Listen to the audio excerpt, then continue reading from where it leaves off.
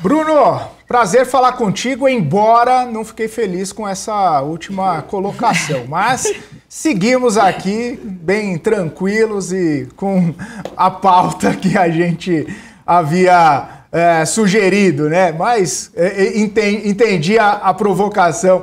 Sempre um prazer falar contigo. Ô Bruno, seguindo, né, nessa linha de raciocínio, né, até a gente vê as movimentações da economia americana, desemprego em queda, né, uma economia sempre robusta, sempre forte, e o mercado apostando em corte de juros em setembro, né? É otimismo exagerado, ligado inclusive a esse fato, ou a esse fato novo relacionado às tarifas? O Fed pode acabar cedendo a essa pressão de corte, a gente pode ver também uma segurada um pouco maior aí por parte dos dirigentes do Federal Reserve para tentar também compreender esse novo cenário e os impactos efetivos que podem chegar a tomar conta da economia americana diante de tanta incerteza provocada, pelo menos, até o dia 1º de agosto?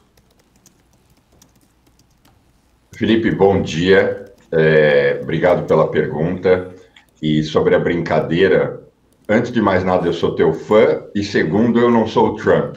Então, eu jamais teria tamanha ousadia.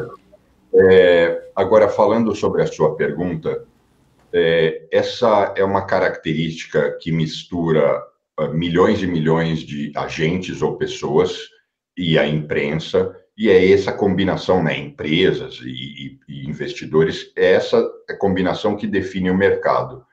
E o mercado tem a característica de sempre querer ficar especulando ou projetando o futuro.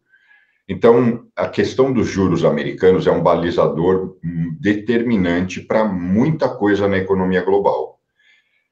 Já é sabido, já se tem isso como certo, que os juros não vai cair por enquanto.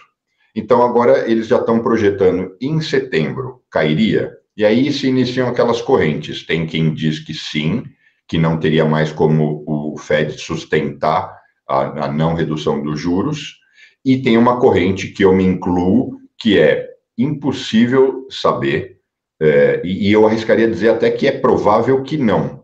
Aí você fala, mas por quê? Porque, primeiramente, o Fed, ele delibera com maioria. Então, eu não acredito que vai existir maioria a favor da redução de juros com tamanha instabilidade, especialmente em relação às tarifas.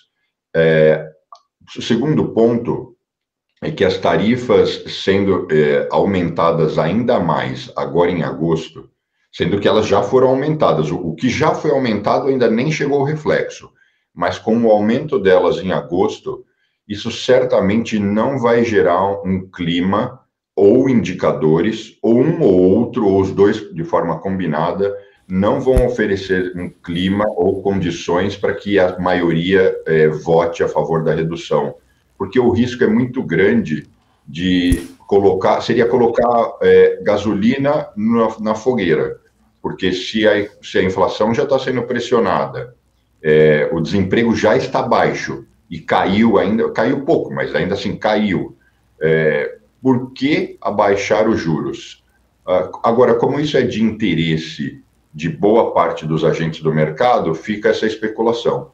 Eu, particularmente, acho que ainda não vai ser possível. Eu acho que enquanto não se resolver essa instabilidade tarifária e os indicadores não se mostrarem convergentes aos interesses para que se permita reduzir os juros, eu acho que, infelizmente, os juros devem permanecer nesse patamar. E quando eu falo infelizmente, é porque ele impacta outros mercados, acaba que ainda é muito vantajoso manter dólares no Tesouro Americano, isso impacta negativamente o Brasil, impacta também numa certa perspectiva o próprio dólar, a própria dívida americana. Então eu acho que a gente não deve, a gente vai especular muito, a gente vai falar muito sobre isso ainda até setembro, mas essa é a minha fotografia.